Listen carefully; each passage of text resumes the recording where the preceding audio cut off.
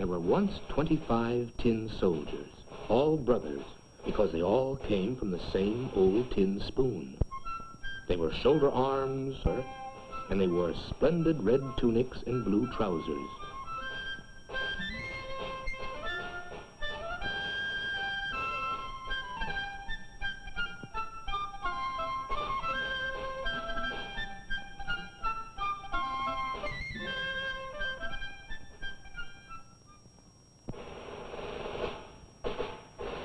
The very first thing they ever heard when the lid was taken off the box in which they were lying was, "Tin soldiers!" It was a little boy who shouted this. He had been birthday.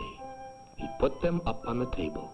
Each soldier was the very image of the other, except for one, who was a little bit different. He had only one leg, because he was the last to be made, and there wasn't enough tin to go around. Still, there he stood as firmly on his one leg as the others on their two. And as it happened, he's the soldier this story is all about.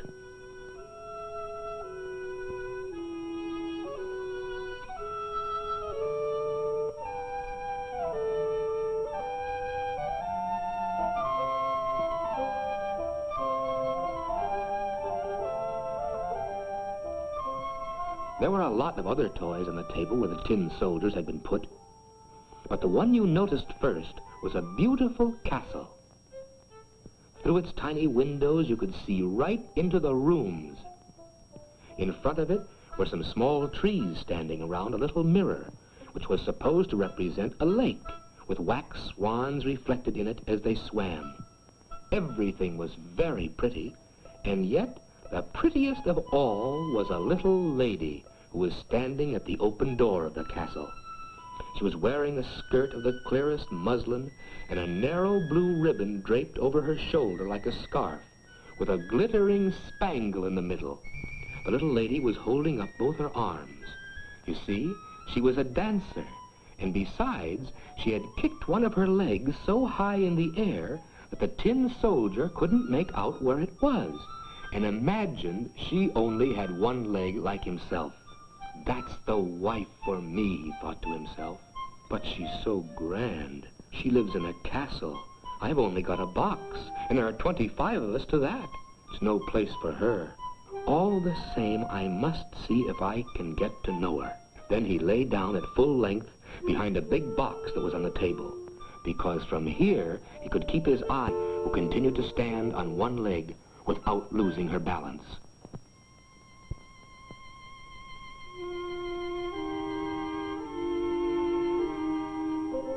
Later in the evening, all the other tin soldiers went back into their box, and the people in the house went to bed.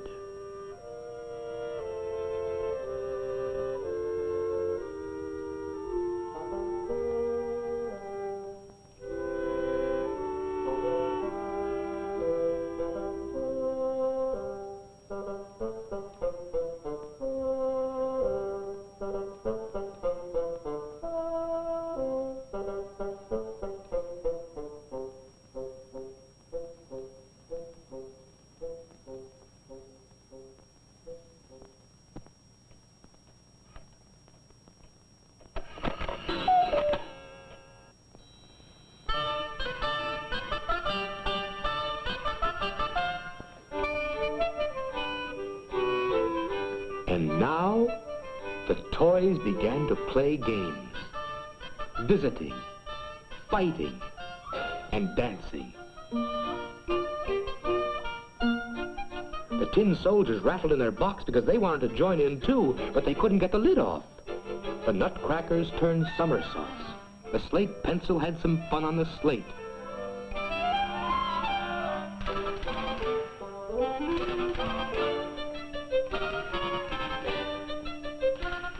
And there was such a noise that the canary woke up and began to join in with some twittering in verse.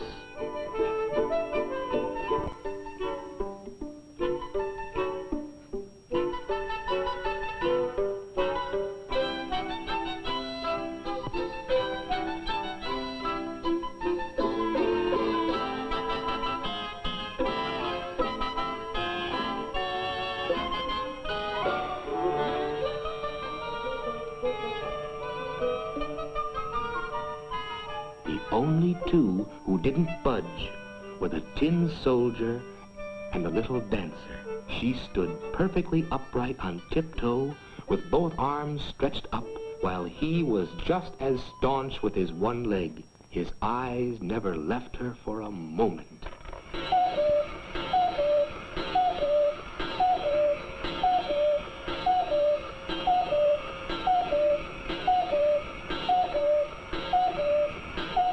Suddenly the clock struck 12, and clack, up through the lid from the big box. "Tin Soldier, will you please keep your eyes to yourself?" But the soldier pretended not to hear. "All right, you just wait till tomorrow," said the goblin.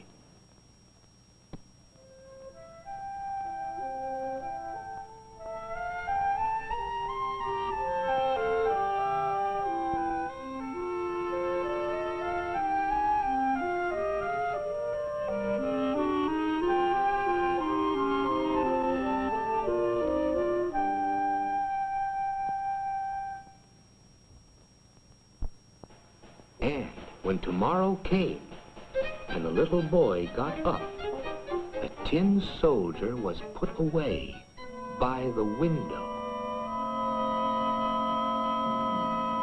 And whether it was the goblin or the draft that did it, all at once the window flew open and the soldier fell out head first from the 3rd story. It was a terrible fall. The maidservant, the little boy, came down directly to look for him, but although they very nearly stepped on him, they never saw him. If only the tin soldier had called out, "Here I am," they would have found him easily enough. But he didn't think it would be right to shout out, as he was in uniform. Presently, it began to rain, more and more heavily, until it was a regular downpour. When it was over, 2 street boys came by. "Gosh, look at that," said one of them. "There's a tin soldier. Let's send him for a sail." So he put the tin soldier aboard a boat made out of newspaper. And away he sailed down the gutter with the 2 boys walking alongside. How the waves did rock in the gutter, and what a strong current there was. Well, after all, it had been a real downpour. The paper boat bobbed up and down and went around so fast, the tin soldier became quite dizzy. But he kept staunch and never moved a muscle. He still looked straight ahead at Shoulder Arms. All at once, the boat drifted in under a broad culvert. "I wonder where I'm coming to now," he thought. "I'll swear it's the fault of that goblin. If only the little lady were here in the boat, it could be twice as dark for all I'd care." Just then, a great water rat appeared, who lived under the culvert. "Where's your passport? Show me your passport!"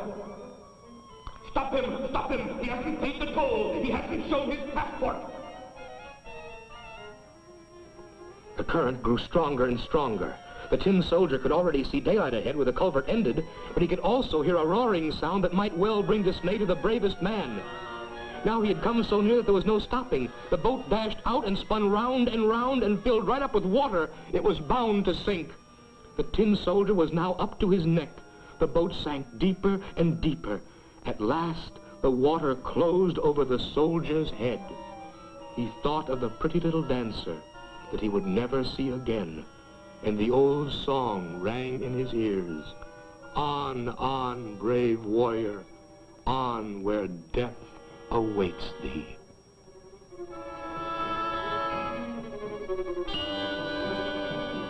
All of a sudden, he was swallowed by a large fish. Oh, how dark it was inside, even worse than it was in the culvert. But the tin soldier was still staunch, still at Shoulder Arms as he lay at full length. The fish darted about, making the most terrifying twists and turns. At last, it lay quite still. A lightning flash went through it, and there was broad daylight. And someone called out, "A tin soldier!" The fish had been caught, taken to market and sold, and here it was in a kitchen. The maid picked up the soldier by the waist with her 2 fingers and carried him into the parlor, where a little boy wanted to see this extraordinary man who'd been traveling around inside a fish, although the tin soldier felt no pride in it.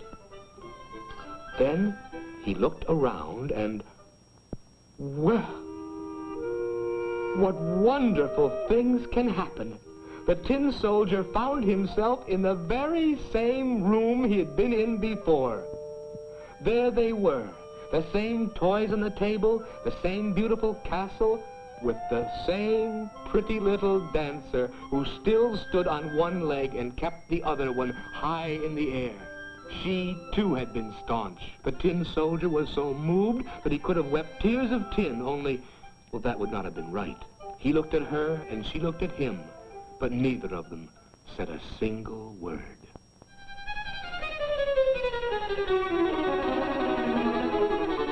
Suddenly, the small boy took the soldier and threw him straight into the stove. He had no reason for doing this. The jack-in-the-box was surely behind it all. The tin soldier stood in a complete glow. The heat that he felt was tremendous, but whether it came from the actual fire or from love, he had no idea. He looked at the little lady. She looked at him, and he could feel that he was melting. But still he stood staunchly at shoulder arms. Then a door opened. The draft caught the little dancer, and she flew like a sylph right into the stove to the tin soldier, flared up like a flame, and was gone. The tin soldier was melted down to a lump, and when cleared out the ashes the next morning, she found him in the shape of a little tin heart. But all that was left of the dancer was her spangle, and that was burnt as black as coal.